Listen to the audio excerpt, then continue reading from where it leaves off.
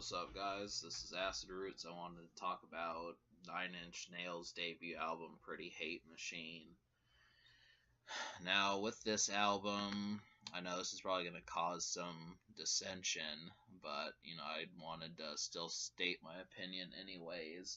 So I attempted listening to this because I heard a couple months back, I heard the song Head Like a Hole on the radio, and I thought, I had some attempts last year to review Nine Inch Nails, and I was actually going to review their '94 album. I think it had like a song like called Pigs on there or something, but it was a little rough of a transition for me to figure out if I liked the album, so I skipped it. And then I tried doing their 2005 album, but the thing about them is they do have different mindsets. They're not just metal.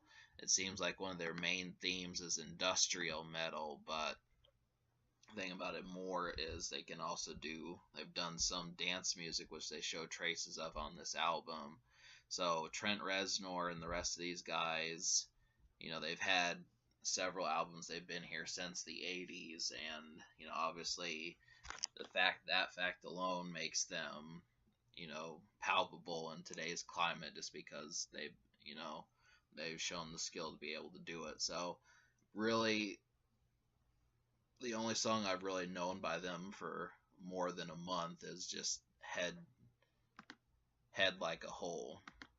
Now, obviously, to me, this is the best song on the album, but the rest of the thing is I do wind up liking the other two songs released to radio. So that would be Down in It and Sin.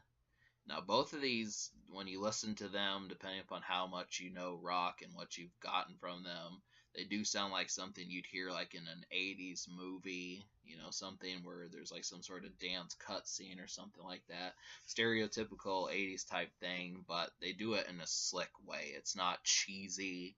It actually has flair to it, and that's just something that is not commonly seen.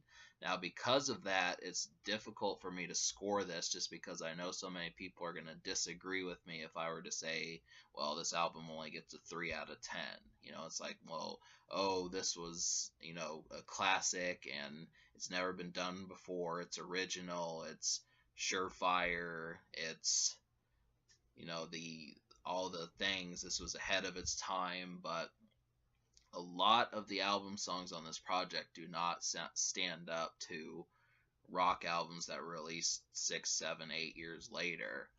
And, the whole thing is, I guess maybe this is just reminiscent of what happened in the actual 80s, as most folks. It's just like when you hear Crazy Train on the radio. The thing is, that may be a kick-ass song, Crazy Train, Iron Man, some of these, but then when you actually listen to the CD or the album that came out with it, it just, the hits were just not there. They were just the the reason why the album came out was for those songs.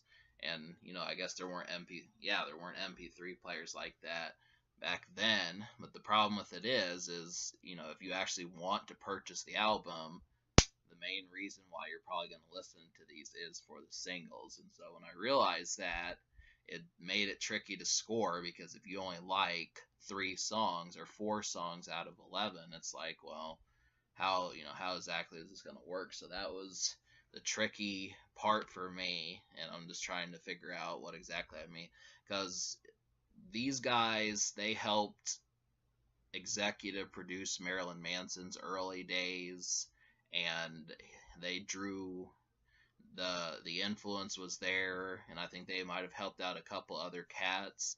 They were one of the larger bands out of the 90s, kind of like Pearl Jam and some of these other folks, Metallica, but they had a pretty iron grip on rock 20 some odd years ago. But the problem with it is that I'm trying to, like, I want to be able to say like it's a classic album more so than just 3 hit songs.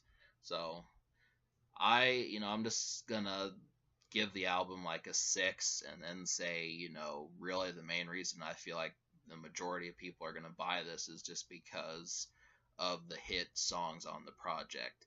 So definitely the singles rock. I mean, that's the whole thing. I don't have a problem with those. They do I mean, for rock actually getting you to want to dance and that sort of thing, it just has a certain charisma to it that you don't really get from Linkin Park or Limp Bizkit or Korn or some of these other ones.